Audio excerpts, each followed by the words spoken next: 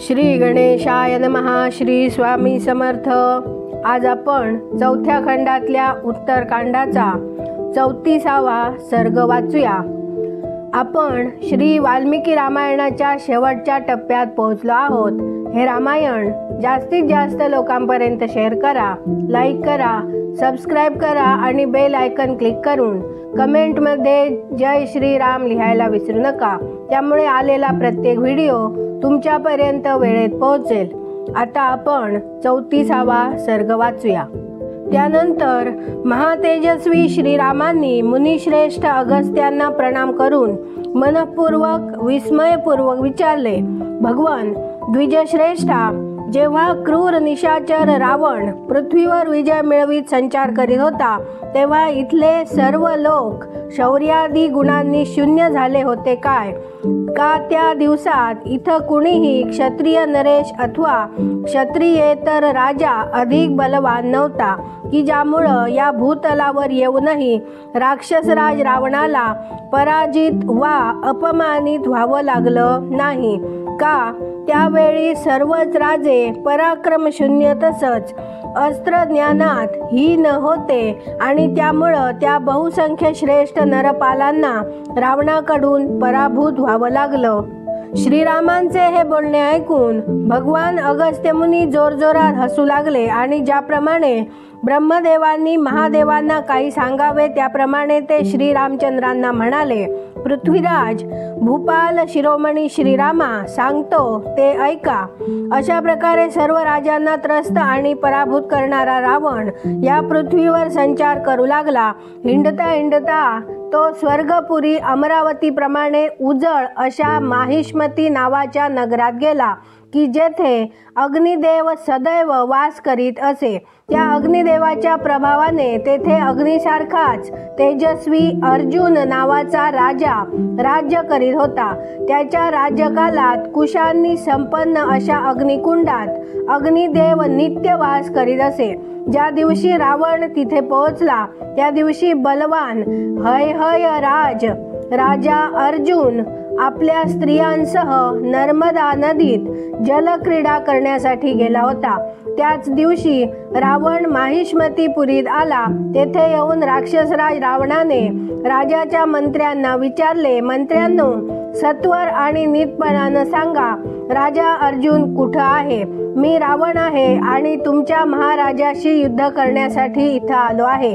तुम्ही प्रथम जाऊन त्याला माझ्या आगमनाची सूचना द्या. रावण असे म्हणाल्यावर राजाच्या विद्वान मंत्र्यांनी राक्षस राजाला सांगितले की आमचे महाराज यावेळी राजधानीत नाहीत.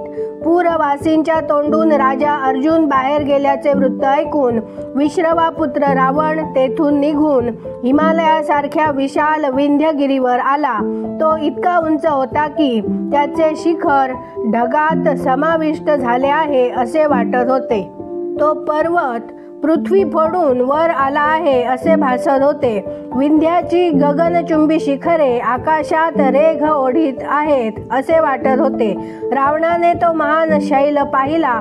तो आपल्या सहस्त्र शृंगांनी सुशोभित होत होता आणि त्याच घडीत सिंह निवास करीत होते. त्याच्या सर्वोच्च शिखरावरून ज्या शीतल जलधारा वाहत होत्या त्यांच्या द्वारा तो पर्वत हास्य करीत आहे असे वाटत होते. देव, दानव, गंधर्व आणि किन्नर आपापल्या स्त्रिया आणि अप्सरांसह तिथे क्रीडा करीत होते. तो अत्यंत उंच पर्वत आपल्या सुरम्य प्रभेने स्वर्गाप्रमाणे सुशोभित होत होता. स्फटिकाप्रमाणे निर्मल जलाचा स्रोत वाहविणाऱ्या नद्यामुळे तो विंध्यगिरी चंचल जीवांच्या फणांनी युक्त शेषनागाप्रमाणे दिसत होता. अधिक उंचीमुळे तो ऊर्ध्वलोकी जात होता. हिमालयासारखा विशाल तसेच विस्तृत विंध्यगिरी खूपशा गुफांनी युक्त होता. विंध्यशिलांची शोभा पाहत रावण पुण्यसलीला नर्मदा नदीच्या तटावर गेला. शिलाखंडांनी युक्त अशा त्या नदीत चंचल जल प्रवाहित होत होते. ती नदी पश्चिम समुद्राकडे जात होती. उन्हाने तप्त झालेली तहानलेले रेडे हरणे, सिंह, वाघ, अश्वले आणि गजराज जो जलाशय विक्षुब्ध करीत होते, सदैव मत्त राहून कलरव करणारे चक्रवाक, कारंडव, हंस, पाणकोंबडे आणि सारस इत्यादी जलपक्षी नर्मदेच्या जलराशीवर पसरलेले होते. नद्यात श्रेष्ठ नर्मदा परमसुंदरी प्रियतमा नारीसारखी भासत होती. फुललेले तटवर्ती वृक्ष जणू तिची आभूषणे होती. चक्रवाकांच्या जोड्या तिच्या दोन्ही स्तनांच्या जागी होत्या. उंच आणि विस्तृत पुलीन नितंबाप्रमाणे वाटत होते. हंसाची पंक्ती मोत्यांच्या बनविलेल्या मेखलेप्रमाणे शोभत होती. पुष्पांचे पराग अंगराग झाले होते. जलाचा उज्ज्वल फेस हेच तिचे स्वच्छ शुभ्र वस्त्र होते. जलातले भोवरे हा तिचा सुखद स्पर्श होता आणि फुललेली कमळेच तिचे सुंदर नेत्र आहेत असं वाटत होते. राक्षस शिरोमणी दशमुख रावणाने त्वरेने पुष्पक विमानातून उतरून नर्मदेच्या जलात स्नान केले आणि बाहेर येऊन तो नाना मुनींनी सेवित अशा तिच्या रमणीय तटावर आपल्या मंत्र्यांसह बसला. ही साक्षात गंगा आहे असे म्हणून दशानन रावणाने नर्मदेची स्तुती केली आणि तिच्या दर्शनाने तो आनंदित झाला. मग तेथे त्याने शुक, सारण तसेच अन्य मंत्र्यांना लीलापूर्वक म्हटले, हा सूर्यदेव आपल्या सहस्र किरणांनी संपूर्ण जगताला जणू कांचनमय करून प्रचंड ताप देत यावेळी आकाशाच्या मध्यभागी विराजमान झाला आहे. परंतु मी इथं बसलो आहे हे जाणून घेऊनच तो चंद्रासारखा शीतल झाला आहे. माझ्याच भयानं वायू देखील नर्मदेच्या जलानं शीतल, सुगंधित आणि श्रमनाशक होऊन अत्यंत सावधानपणानं मंद गतीनं वाहतो आहे. नद्यात श्रेष्ठ असलेली ही नर्मदा नदी देखील क्रीडारस तसंच प्रीती वाढवित आहे. तिच्या लाटात मगर, मासे आणि जलपक्षी खेळत आहेत. त्यामुळं ही एखाद्या भयभीत नारीसारखी दिसते आहे.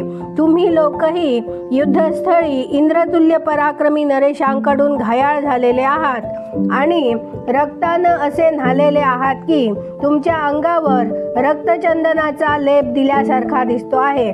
म्हणून तुम्ही सर्वजण सुख देणाऱ्या या मंगलकारिणी नर्मदा नदीत स्नान करा.